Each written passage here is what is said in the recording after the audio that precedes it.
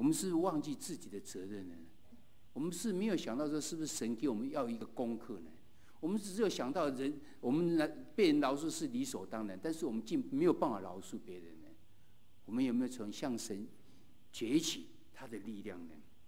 我们要跟人家怎样和好呢？这边告诉我们说，饶恕是一个结果。这是什么结果呢？这结果是当你准备好了，我愿意怎样？我愿意已经开始，我自己先准备好自己了，我不要再去想这个事情了。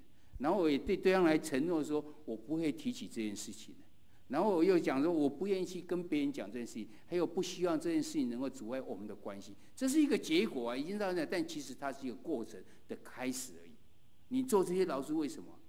你为了要和好啊，所以他要进到和好期，要承诺4个承诺的是结果，但是因为他会拆毁了我们之间的墙，但是接着工作是怎样？就是要去做和好。和好是什么呢？和好就是用和平跟友谊来代替这个敌意跟这个隔绝、隔离，所以它的过程是有2个的转变。第一个是这样态度的转变，第二个是关系上的转变。你必须要态度要改变，你关系要去改变。如何能够跟人和好呢？并不是跟人和好，并不是说啊，我要跟你和好，那就代表说马上我们2个人就变成好朋友了。意思并不是这样。但是这是说，我们2个人关系至少要恢复到事发之前的状态。有时候你更努力的话，你就可以更发展出更好的关系。所以我们刚刚4个承诺的第4个，不愿意让这件事情成为你我之间关系的阻碍。所以这边告诉我们，和好其实要在这方面要努力的。认罪跟饶恕的过程需要一再的重复。刚才已经讲1天7次的这些事情，虽然有挫折跟沮丧，但为了神的缘故，我们人应该努力，使双方的关系能够完全的恢复。我们的努力呢，常常会感动别人，主要是看我们自己的努力是在什么地方。要是非常困难的时候，这边课本告诉我们一个方法，用替代原则。用替代原则，你可以落实跟人之的关系。我们要显出跟人真诚的很好关系，其实有3个层面，我们应该注意到，人家可以从这3个中间看到你是不是真诚的要和好。一个是你的思想，这是我们对我们自己；你的言语跟行为是对外的，也就是思想其实是第一个承诺里面应该有的。思想呢，纵使我们很想去饶恕对方，但我们仍然会觉得很难去不去想对方所做的伤害。我们就用怎样替代原则，也就是用正面的思想、正面的记忆来取代负面的想法跟负面的记忆。所以我们在第一个阶段的时候，第一个承诺就是我不要去想这件事情的时候，我不会再去想这件事情的时候，特别有意义。为什么我可以不去想呢？因为我思想要改变，我开始要想到对方的好的，我不是想到我自己的，想到他的不好的。所以在腓立比书第4章第8节说，弟兄们，我还有未尽的话，凡是真实的、可敬的、公义的、清洁的、可爱的、有美名的，有什么德行的，又有什么称赞的，这些事你们都要思念。想好的部分，不是想坏的部分。这样的话，思想你才有办法去改变。但是你也可以说怎样，他根本没有一点点优点，怎么办呢？这边告诉我们，要是你连真的一个优点你都没有办法想起来的话，就以神跟神在整件事情上的作为来献上感恩吧。期待你些不愉快的事，纵使他没有什么值得你去称赞他的，你感谢神让我有这个机会来操练我，你让我这个机会呢，让我能够有机会能够去荣耀神，让我有机会呢能够学更像基督。这献上你的感恩，这是思想上要去改变。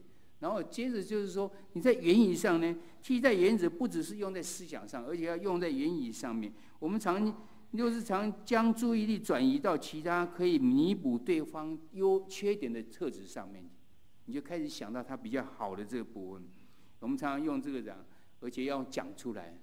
仁慈的话常常可以安慰，然后正在挣扎、在最中间或者在困窘之中的人。哥林多后书第2章第7节，保罗写给哥林多教会说，当众人都在责罚他的时候，已经够了。接下来讲第2章第7节说怎样？倒不如赦免他，安慰他，免得他忧伤太过，甚至沉沦了。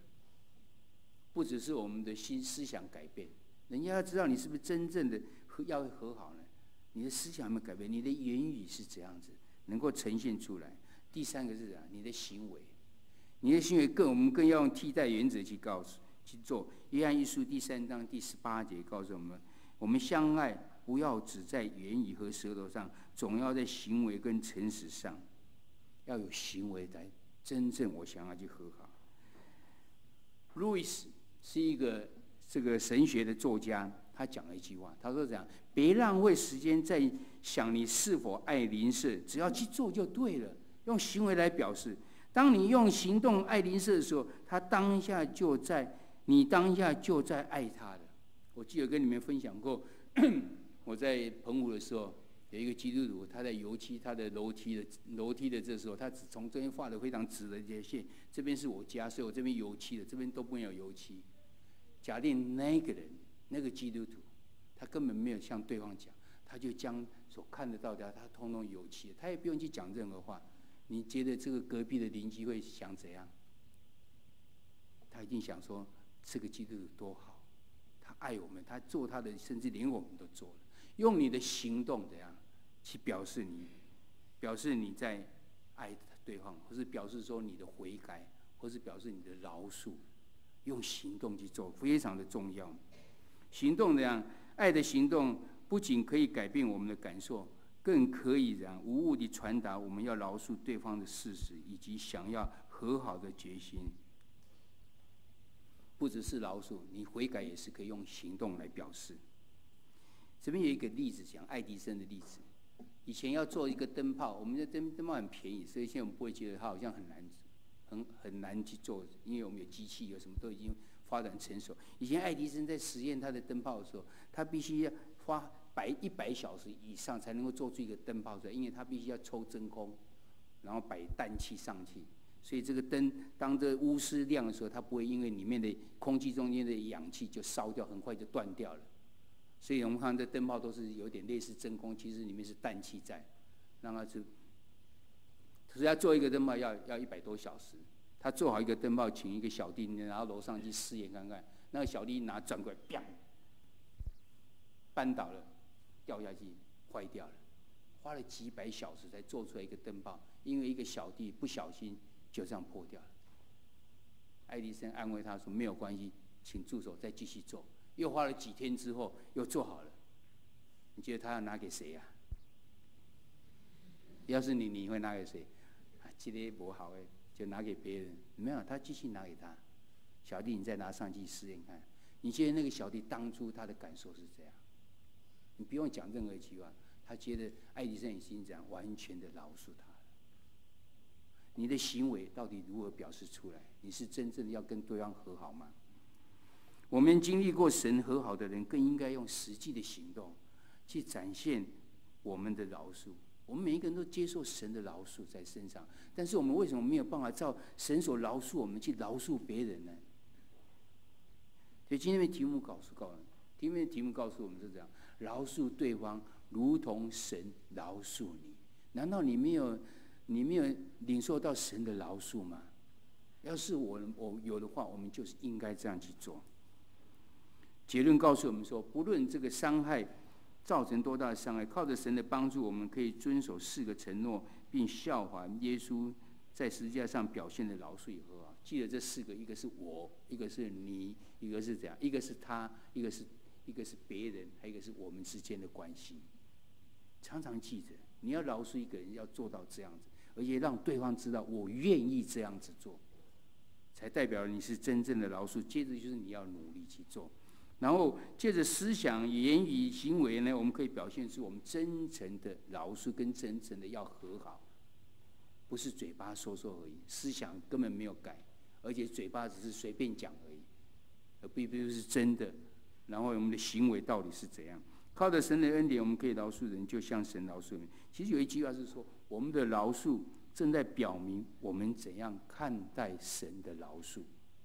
我们的饶恕是表明我们怎样看待神的饶恕。你对别人的饶恕不是真正饶恕的话，你就是看待神对你不是真正的饶恕。你愿意这样子吗？我们当然愿意神完全的饶恕我们。问题思考里面告诉我们说，你认识的人中间有谁最肯原谅人？他如果让你感受到，这就是我们要去学习的。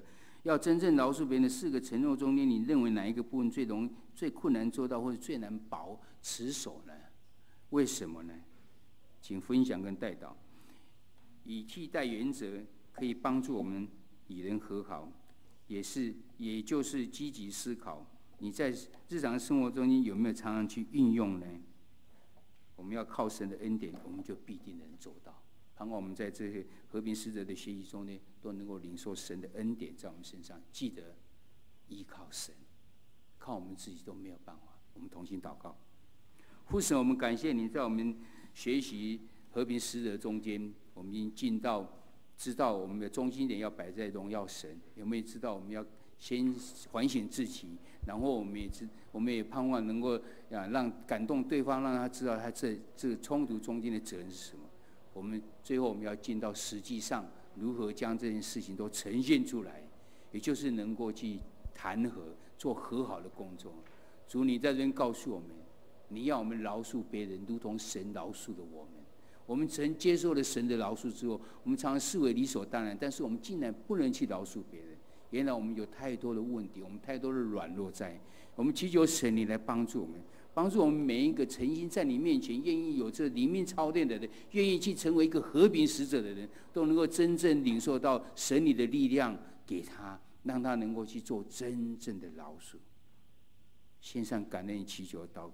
我们这时候也要用主祷文一起来祷告说：我们在天上的父，愿人都尊你的名为圣，愿你的国降临，愿你的旨意行在地上，如同行在天上。我们日用的饮食，今日赐给我们，免我们的债，如同我们免了人的债，不叫我们遇见试探，救我们脱离凶恶。因为国度、权柄、荣耀，全是你的，直到永远。阿们。